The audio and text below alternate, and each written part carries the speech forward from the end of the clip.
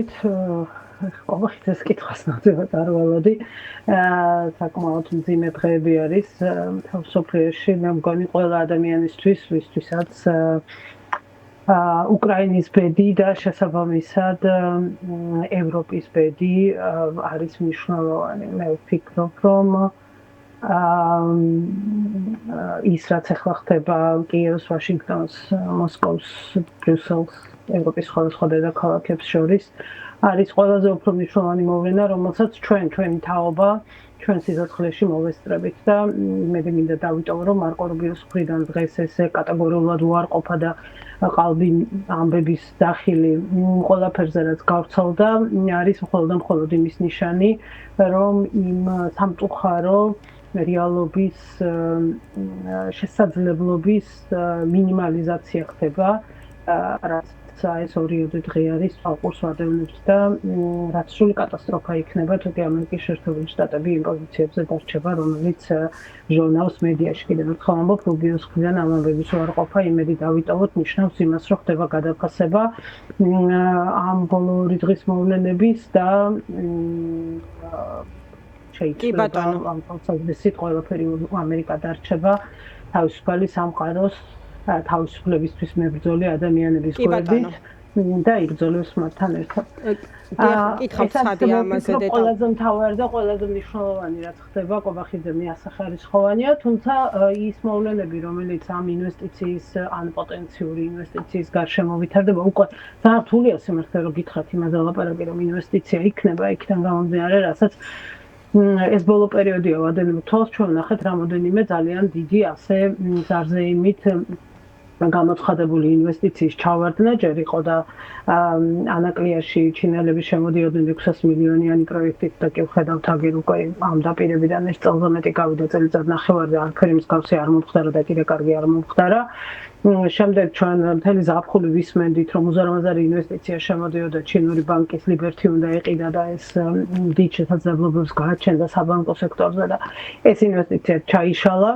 ასევე ვნახეთ აგერ სულ რამდენიმე დღის წინ ჩაშლილი კიდევ ერთი პროექტი, ასევე ზარზეიმით დაანონსებული მსოფლიო მასშტაბის და ჯერ არ ნახული სტადიონის აშენებას რო გვერდებოდნენ, რომელიც არავის არაფერში არ ჭირდება და მხოლოდ კორუფციის მორიგი წყარო იქნებოდა ჩინოვნიკებისთვის, მაგრამ ისიც ჩაიშალა და ნახეთ რომ აქედანაც არაფერი არ გამოვიდა და მე ვფიქრობ რომ ის ვიდეო რომელიც გავრცელდა, თავად გავრცელეს, არავის არ გაუკეთებია ის და ჟურნალისტური გამოძიების შედეგი არ ყოფილა, თავად კობახიძის მიერ გავრცელებული მისი რაღაც ამ არაბული კომპანიის სარეკლამო კამპანიაში მონაწილეობის ვიდეო პირობითად ესე რომ დავარქვათ, არის ძალიან კარგი მაგალითი იმისი, ვინც მოისმინა ეს თავიდან ბოლომდე, რომ სინამდვილეში დიდ სერიოზულ წყვილთან გვაქვს საქმე. მე არ მაქვს ეს რაღაცა ინვესტიციის მოქალაქეობასთან თუ ინვესტიციის ეროვნება თუ ეთნიკურობასთან დაკავშირებული კითხვები, ეს არ არის საერთოდ ჩემი აზრით რელევანტური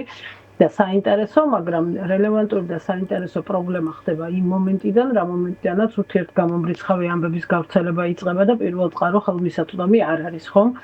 ჩვენ რა გავიგეთ ოფიციალური მთავრობის მიერ ოფიციალურად კობახიძის მიერ გავრცელებული ვიდეოდან მან გითხრა რომ ვიღაცა დებს 6 მილიარდ ნახევარი დოლარის ტოლფას ინვესტიციას იმაში რომ ამაზე ნაკლები ფული ამოიღოსო.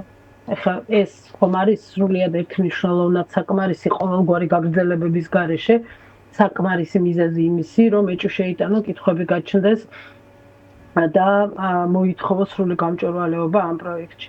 კიდევ ერთხელ ამბობ, საერთოდ არ მაინტერესებს ინვესტიცია საიდან მოდის, ნორვეგიული რომ იყოს ეს ინვესტიცია, ეს კითხვა მაინც გაჩნდებოდა, უბრალოდ ნორვეგიული შემთხვევაში კითხვის საფუძველი არ იქნებოდა, იმიტომ რომ ნორვეგიელები თავად გამოაქვეყნებდნენ და თავად უზრუნველყოფდნენ გამჭვირვალეობას. თინა, სხვადასხვა დღეს კობახიძემ თქვა, რომ აი ეს ყველაფერი მოვისმინეო, ყველა კომენტარი, ყველა შეფასება ამ ჩემ მიერ გავრცელებულ ვიდეოსთან დაკავშირებით და კომპეტენტური განხილვა და შინაარსზე აქცენტი არ მინახავს, რომ ზუსტად ამ ვიდეოზე ქონდა აქცენტი და ანუ საჯაროობასთან დაკავშირებით ის ამბობს, რომ 10 წელიწადში კომერციული საიდუმლოების სტატუსი კურსი 1500 მეტ ხელშეკრულებას მიენიჭავდა, მათ შორის ანაკლიის სპორტის შესახებ შეთანხმებას. კითხვის ნიშნების შემცველი კიდევ ერთხელ რომ განვუმარტოთ საზოგადოებას რა არის ამ პროცესში და ასევე რითი ახსნით ხელისუფლების რაღაც განსაკუთრებულ ინტერესს ამ საკითხის მიმართ, რომ ამაზე ისაუბრონ, გავრცელონ ინფორმაცია და თუნდაც მეტი სიცხადე შევიდეს გარკვეულ საკითხებთან დაკავშირებით. ამის შანსს რამდენად ხედავთ? არა, ამის შანსს ვერ ვხედავ, იმიტომ რომ როგორც ჩანს, იმაზე უფრო მძიმედ არის ხელშეკრულებასთან დაკავშირებით საქმე, ვიდრე თავიდან ეს ჩანდა. თუ კი თავიდან ჩანდა, რომ უბრალოდ ადამიანებს აინტერესებდა და ამიტომ სვავდნენ კითხვებს, ამ პროცესმა გამოაჩინა, რომ ეს უბრალოდ რაღაცა ვიღაცის კურიოზულობის თუ ინტერესის გამო არ არის მნიშვნელოვანი, გაცილებით უფრო ფუნდამენტურად არის პრობლემა. კიდევ ერთხელ გავიმეორებ, რა ფუნდამენტურ დისკუსიაზე ლაპარაკობს კობახიძე, როდესაც ვინ უნდა შევიდეს შინაარსში ამ დისკუსიის და ვისთან და რა ფორმატში.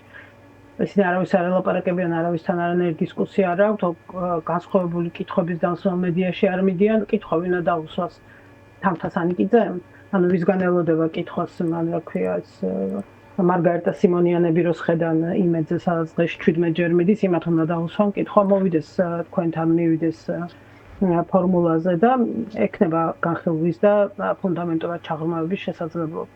ამიტომ ახლა ეს აბსურდია ამ ტიპის შემოbrunება, არავითარ შემთხვევაში არ უნდა მივცეთ მათ იმის საშუალება, რომ რაღაც ამ დისკუსიაში შეგვithრიან და ახლა ჩვენ იმაზე ვილაპარაკოთ, რომ ვიცით ხო აი სხვა ტიპის შინაარსზე ორიენტირებული კითხვები დისკუსიის შესაძლებლობა ჩნდება მაშინ, როდესაც არსებობს განსხვავებულ აზრთან დისკუსიის შესაძლებლობის ფორმატი. ესეთი ფორმატი არ არსებობს, იმიტომ რომ ქართულმა ოცნებამ დაკეტა ყველა ეს ფორმატი. შესაბამისად, ფუნდამენტური და შინაარსიანი დისკუსიები არსად აღარ იმართება ამ ქვეყანაში. თუმცა ეს არის ქვეყნის მთავარი პრობლემაც, რომ მათ მოკლეს დისკუსია და შესაბამისად მოკლეს პოლიტიკური პროცესი. ამიტომ თავარი კითხვა რჩება იმიდან გამომდინარე, იმ წირი ინფორმაციიდან გამომდინარე, რომელსაც ისინი პერიოდულად გადმოუგდებენ ხოლმე საზოგადოებას და ის შეცდომა, რომელიც მან დაუშვა თავის ვიდეოში, ანუ ეს რიცხვებით ეთყობა ჟონგლიორობამ, ეს ხშირ შეიყვანა და ვეღარ გათვალა, რომ აერია მათემატიკა და არ არსებობს არც ერთი ინვესტორი დედამიწის ზურგზე, რომელიც ამ ხელა ფულს 6 მილიარდ ნახევარს დააბანდებს იმაში, რომ გაცილებით უფრო ნაკლები მოგება მიიღოს. ესეთი რამე უბრალოდ ბუნებაში არ არსებობს. ну კიდევ უფრო ღრმად აღარ წავალთ მათემატიკაში, რომელიც ამ პროცენტებთან დაკავშირებით გამოჩნდა და კიდევ უფრო რეალურად, კიდევ უფრო დაბალ რიცხვებს გვაჩვენებს. მოკლედ იმის თქვა მინდა, რომ სინამდვილეში მთელი ეს მათემატიკა, რომელიც შემოგთავაზეს, როგორც მინუსიანი, ისე პლუსიანი, ანუ 6 მილიარდ ნახევარიც და 4 მილიარდიც და ყველანაირი პროცენტით და რიცხვით იქიდან გამოყვანილი არის უბრალოდ ტყუილი და ამას დავინახავთ, ახლა 700 მილიონი ახსენა წელიწადში. ამას დავინახავთ თუ არა, იმიტომ რომ მე არა ვარ დარწმუნებული, რომ საერთოდ ეს პროექტი განხორციელდება. კიდევ ერთხელ გავიმეორებ, იმდენი რამე ჩაიშალა და იმდენი რამეზე ითქვა უარი, რაც მანამდე ზარზე იმით იყო შემოთავაზებული უკვე. რომ არავითარი გარანტია იმისი არ არის, რომ ჩვენ ამას ოდესმე ვნახავთ განხორციელებას. ვნახავთ, არ ვიცი, აგერ არის ხელხვალინდელი დღე და ვნახავთ რა მოხდება, მაგრამ თუ რეალურად დაიწყება ამ პროექტის განხორციელება, ხო, ამ პროცესში მე იმედი მაქვს, რომ გამომდინარე იქიდან ბათუმშიც და თბილისშიც ეს რა ტიპის მიწაა, ამ პროცესში საჯაროობის რაღაც ელემენტებს მაინც ვერ აცდებიან, იმიტომ რომ რაღაც ნაწილები ამ პროექტის თბილისის საკრებულოზე, ბათუმის საკრებულოში უნდა შევიდეს და თავისთავად საკრებულოს ხდომა უკვე პროცესის საჯაროობის რაღაც მინიმალურ გარანტიებს მაინც ქმნის. და რაღაცა ტიპის ინფორმაციები გამოვა. კარგი, და გადავიდეთ უკრაინის საკითხზე, რომელსაც ჩვენ საკმაოდ ცლად შევეხეთ გადაცემის დასაწყისში, ბოლო ამბები მიმოვიხილეთ, რეალურად რა არის ჩვენს წინაშე და რასაც ავრცელებს საერთაშორისო მედია და მესმის რომ დასკვნებზე საუბარი ნაადრევია, მაგრამ ძალიან დიდია მოლოდინი, მათ შორის იმ ინფორმაციის გათვალისწინებით, რომელიც აი ვიდრე გადაწყდება ეს საკითხი, იქამდე პერიოდულად ვრცელდება. მაგალითად ეს ჩანაწერის ამბავი, ასე შემდეგ და სხვადასხვა ტიპის გამოხმაურებები. როგორ ფიქრობთ, ხა აი რეალურად რას უნდა ველოდოთ უახლოესი დღეების გათვალისწინებით, იმ ისე დაუბრუნდები იმ ინფორმაციის გათვალისწინებით, რომელიც არის ზედაპირზე თინა, ხომ? ჩვენ ყველას გვაქვს ხელმისაწვდომობა საერთაშორისო მედიებთან, პერიოდულად ვრცელდება სხვადასხვა ტიპის ინფორმაცია და არის აქტუალური კითხვა ეხლა სად დაიწერა აღნიშნული გეგმა, უკრაინაში ეს ომის დასრულების გეგმა და ის ინფორმაცია, რაც ვიცით რეალურად რა ტიპის დასკვნის საფუძველია ახლა. ხო, არა, ანა, ბოდიშ გიხდით ამ თემაზე არ ვაპირებ საუბარს, იმიტომ რომ მე მგონია რომ ეხლა არ არის ეს მომენტი და არც თემა არის ის, სადაც ჩვენ სპეკულაციებით უნდა დავკავდეთ. მე მხოლოდ იმას ვიტყვი, რაც უკვე ვთქვი და გავიმეორებ კიდევ ერთხელ, რომ დიდი იმედი მაქვს, რომ იმის მიუხედავად ვინსად რა რომელი აბზაცი როდის დაწერა, ან ვინ ტელეფონზე ვის რა უთხრა, აი იმ რეაქციების გამოხმაურების ევროპა კავშირის ლიდერების ძალიან მყარი პოზიციების ფონზე, რასაც ჩვენ ვუყურებთ და ამერიკელებიც ბუნებრივია უყურებენ და პრეზიდენტი ტრამპი ის რაც ჩვენ დღეს მოვისმინეთ თუ წავიკითხეთ მარკო რუბიოსგან ნათქვამი არის ერთგვარი სიახლე ამ პროცესში და გადარჩენის შესაძლებლობა. საერთოდ ანგარიშ ვალდებულება ზუსტად ესე მუშაობს. არავინ არ არის არც უშეცდომა და არც პრობლემების მიღმა. ყველა პოლიტიკოსი იმის მიუხედავად, რომელი ქვეყნის მეთაური ან რა თანამდებობაზე მუშაობს, უშევს შეცდომას.